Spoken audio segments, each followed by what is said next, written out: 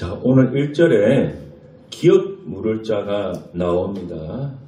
여기서 말하는 기업은 우리가 보통 무슨 회사 할 때 그런 회사 기업이 아니라 어떤 뭐 유산 같은 그걸 얘기하시면 유산이나 어떤 집안의 한 가문의 재산 뭐 그렇게 이해하시면 쉽겠습니다. 이 기업 물을 자가 히브리어로 고엘이라고 합니다. 히브리어는 지금 이스라엘 사람들이 쓰는 언어가 히브리어입니다. 그리고 그리스 사람들이 쓰는 언어가 헬라어입니다. 그래서 구약 성경은 히브리어로 기록되어 있고 신약 성경은 헬라어로 기록되어 있습니다. 그래서 신약 성경 헬라어는 물론 고대 헬라어지만 저 그리스 사람이 쓰는 알파벳이 똑같습니다. 그래서 저 그리스 여행을 가봤는데 헬라어가 그대로 여러분 그대로 쓰고 있어요. 이 간판에 보면 다 헬라어로 적혀 있습니다. 당연히 히브리어 이스라엘 사람도 히브리어도 뭐 당연하고요. 그래서 히브리어로 고엘이라고 합니다. 이 고엘이라고 하는 것은 하나님께로부터 할당받은 기업 혹은 혈적을 보존하고 부당한 피해를 당했을 경우에 이를 보상하는 그런 사람을 고엘이라고 합니다. 좀 특이한 건데요. 그래서 이 고엘의 그 히브리어 뜻이 뭐 무르다, 뭐 되찾다, 되찾아오다 그런 의미가 있어서 무르는 자, 회복하는 자, 구속하는 자라는 뜻이 고엘에 있습니다. 그래서 이것은 양도했거나 혹은 빼앗겼거나 잃어버린 것을 되찾아주는 그런 사람을 의미합니다. 내가 예를 들어서 재산을 빼앗겼다 누구한테 혹은 내 땅을 빼앗겼다. 그럼 나는 그것을 찾아올 힘이 없어요. 그러면 고엘이라고 하는 사람이 대신 그 땅을 찾아오거나 그 재산을 찾아와 주는 건 내 대신에 그것을 고엘이라고 하는 거예요. 그래서 성경에서는 이제 기업 물을 자다, 기업을 찾아오는 자다 그렇게 표현되어 있습니다. 그래서 고엘이라고 하는 것은 어려움에 처한 친족을 구해내는 사람을 의미하는데 고대 이스라엘 사회에서는 혈연 공동체 그런 중심이었습니다. 그래서 공동체의 결속을 위해 친족들 사이에서는 지켜야 할 권리와 의무에 관한 일종의 상호 보호 제도라고 할 수 있습니다. 그래서 이 고엘 제도를 통해서 이 공동체를 지키려고 했던 겁니다. 우리 고대 시대에는 다 시족 사회고 그런 부족 사회고 친족 사회였지 않습니까? 인구가 적으니까. 그래서 이 친족이 같이 있는 것이 힘이고 능력이었습니다. 이 친족을 보호해야 됩니다. 근데 친족이 어떻게 하다가 자기 땅을 누구한테, 자기 친족 외의 사람한테 땅을 뭐 재산을 적발했다든지 할 수 있잖아. 돈 빌리려고 빼앗겼거나 재산이 맡겼거나 여러 가지 빚을 졌거나 그런 일이 살다 보면 발생할 수가 있습니다. 그러면 내가 땅을 빼앗기거나 빚을 지면 어떻게 돼요? 내가 못 갚으면 종으로 팔려갑니다. 그러면 우리 이 시족사회 우리 부족이 사람이 많아야 외족으로부터 보호를 하고 지키는데 그 사람이 팔려가 버리면 자기 쉽게 말하면 이 친족들 사람들 인구수가 줄어드는 거잖아요. 그러니까 그거를 보호하기 위해서 돈이 있는 사람 가까운 친척이 대신에 돈을 갚아주거나 해가지고 땅을 찾아오고 재산을 찾아와서 빚을 면제해주는 그런 식의 역할을 이 고엘이 했습니다. 그렇게 해서 자기의 친족을 지키고 또 자기 부족에 있는 땅이 다른 사람들한테 팔려가지 않도록 보호하는 그런 제도가 이 고엘이라고 하는 제도였습니다. 심지어는 이 고대 이스라엘에서는 형제가 여러 명 있으면 그 남성으로 되는 그런 사회였기 때문에 결혼해서 아들을 못 낳았어요. 그러면은 그다음 후손이 끊기는 거잖아요. 그러면 형제가 대신 예를 들면 형수가 되겠죠. 형제가 대신 다시 결혼해서 자식을 낳아서 이렇게 그 형의 대를 이어가게 하는 그런 계대 제도로 하는 그런 법도 있었습니다. 고대에서는. 왜 고대에서는 그만큼 이 친족, 부족, 사람들의 보호하는 그 숫자가 중요했기 때문에 그런 제도가 실제로 있었습니다. 그래서 이 고엘이라고 하는 제도가 존재를 했었습니다. 오늘 6기에 이제 그 기업 물을 자라고 하는 고엘 제도가 나오는데 그 친족 나오미가 땅을 이렇게 내놓았습니다. 그래서 친족 중 한 사람이 그것을 사서 가문을 지켜야 돼요. 그게 3, 4절에 이렇게 나옵니다. 그럼 3, 4절을 보시면은 그 모압 지방에서 돌아온 나오미가 우리 형제 엘리멜렉의 소유지를 팔려고 하는데 당신이 사지 않겠느냐, 당신이 사야 된다. 이제 그런 말씀이 나와요. 그러니까 지금 나오미라고 하는 사람이 모압에 살려고 돌아왔는데 자기들의 땅에 지금 팔려가게 생겼어요. 그러니까 남한테 팔려가면은 그 땅이 없어지는, 자기 친족들 중에서 없어지는 거잖아요. 그러니까 이 고엘이라는 제도를 통해서 누군가 대신 사와줘야, 돈을 지불하고 사와줘야 됩니다. 근데 나오면 돈이 없어요. 가난해요. 자, 그럴 경우에는 그 고엘 순위가 있습니다. 가장 가까운 친족. 그러니까 제일 가까운 친척이 먼저 그것을 되찾아올 수 있는, 일단 이 첫 번째 권리가 그 사람한테 있습니다. 1순위, 2순위, 3순위가 다 있어요. 그래서 1순위자가 그 보아스라고 하는, 보아스도 그 나오미의 친척입니다. 보아스의 설명을 쭉 듣고, 아, 그러면 내가 물으겠다. 그 4절에 나와. 내가 하겠다. 내가 그 나오미의 땅을 내가 찾아오겠다. 그렇게 했습니다. 근데 그렇게 했다가 갑자기 생각을 바꾸어요. 아, 나 못하겠다 그래요. 그가 왜 갑자기 내가 그 나오미의 땅을 내가 되찾아오겠다고 하다가 마음을 바꿨느냐. 그것은 6절 보니까 내 기업에 손해가 있을까 하여서 못하겠다. 그렇게 나와요. 이걸 다른 번역에 보면 이렇게 나옵니다. 그랬다가는 내 재산만 손해를 보게 되겠다. 그럴 수는 없다. 그런 의미예요. 여러분, 당시 관습에 의하면 제가 말씀드렸지만 상속자가 없는 경우 친족의 땅을 물으게 되면은 그것은 물은 자의 영혼이 속하게 됩니다. 쉽게 말하면 내가 어떤 친족의 땅을 내가 대신 돈 주고 찾아왔어요. 그런데 그 사왔던 친척의 그 가문에 후손이 많이 없다고 쳐요. 후손이 없으면 됩니까? 없으면은 그 친척이 다 죽고 나면 그 땅에 사온 나한테 돌아오는 거예요. 그러니까 나오미 같은 경우에 일단 지금 후손이 없는 상태입니다. 자손이 없어요. 그래서 나오미가 빚진 그 땅을 내가 이 1순위자 사람이 딱 사오면은 나중에 나오미가 나이가 있으니까 나이 들면 죽을 거 아니에요. 죽고 나면 어떻게 돼요? 그 땅만 딱 남죠. 그러면 땅을 내가 물로 사왔으니까 내 것이 되는 거예요. 그러니까 처음에는 그 생각만 했어요. 아, 뭐 나오미 내가 땅을 샀으니까 부동산이야 뭐 세월 지나면 오르니까 뭐 나중에 나오미 죽거나 내 땅 되겠지. 그렇게 하고 사온 겁니다.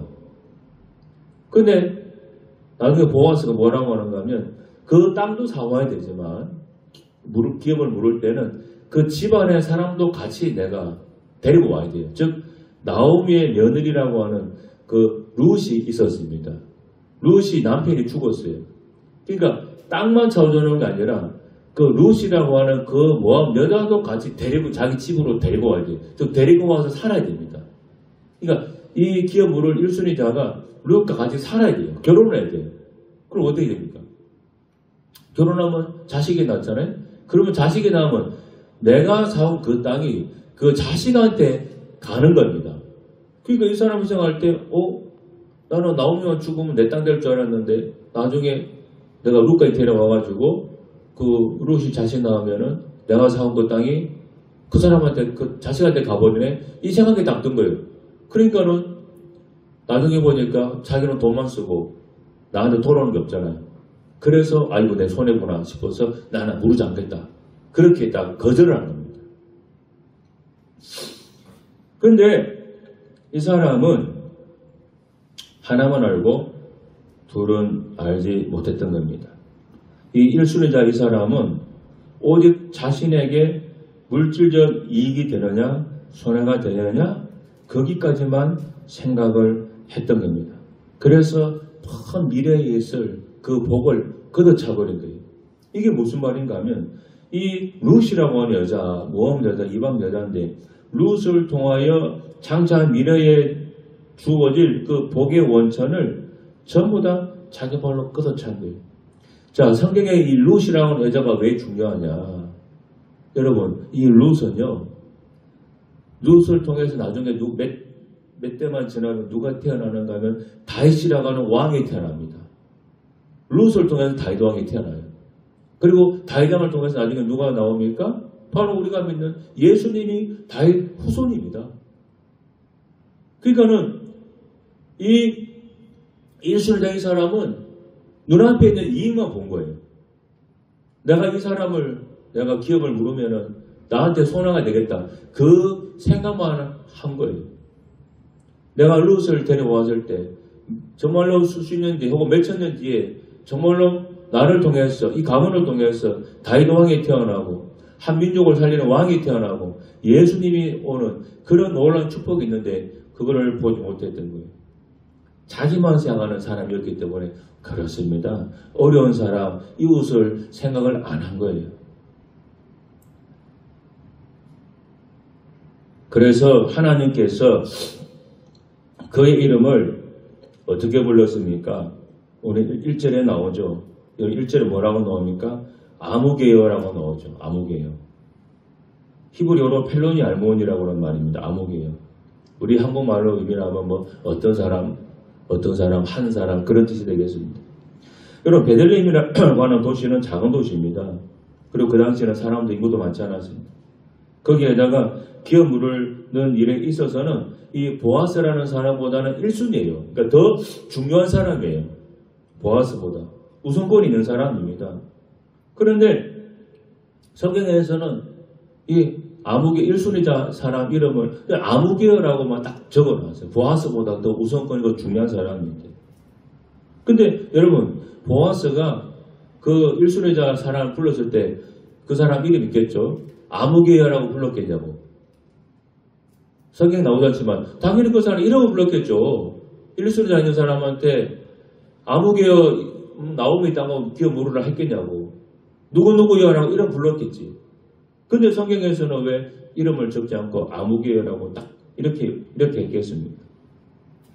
그것은 이 사람의 이름이 성경에 기록될 가치가 없었기 때문에 그렇게 한 겁니다.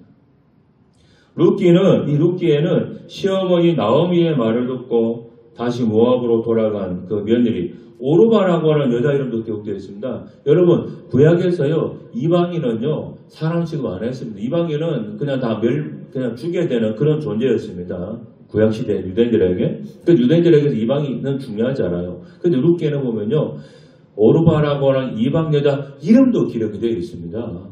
그리고 심지어 이 여자는 나오미 땅을 오지도 않고 그냥 나오미 시어머니를 쉽게 말하면 놓고 떠나버린 사람입니다. 좀 나쁘게 표현하면 시어머니를 버리고 간 사람 며느리예요. 그런데 오르바 이름도 기록되어 있고 그리고 나오미의 남편 엘리멜도 이름 기록되어 있고 그 두 아들 말륜과 기론도 이름이 죽은 자 이름도 기록이 되어 있습니다. 그런데 살아있는 사람 그리고 중요한 고엘의 역할을 해야 되는 사람 이 사람 이름은 기록이 안 되어 있습니다.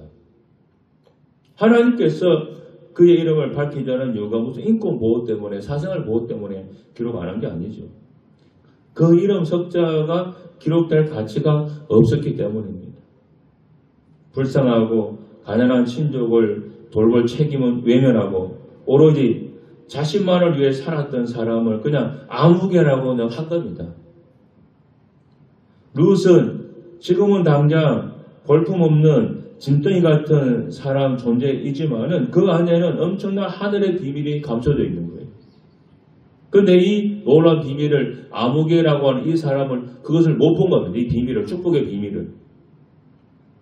여러분 신약 성경에도 꽤 많은 분량의 이야기 중심에 있는 인물임에도 불구하고 그 이름을 기록하지 않은 사람들이 있습니다. 거지 나사로와 한 부자 얘기입니다. 성경에 중요한 얘기죠. 근데 거지 나사로 이름은 있는데 부자인 사람의 이름은 나오지 않습니다. 그냥 부자 한 사람이라고 나옵니다. 그리고 삭개오 많이 들어보셨죠? 삭개오와 대조된 부자 청년이 나옵니다. 근데 부자 청년은 관원이기도 한데 이름이 기록되어 있지 않습니다.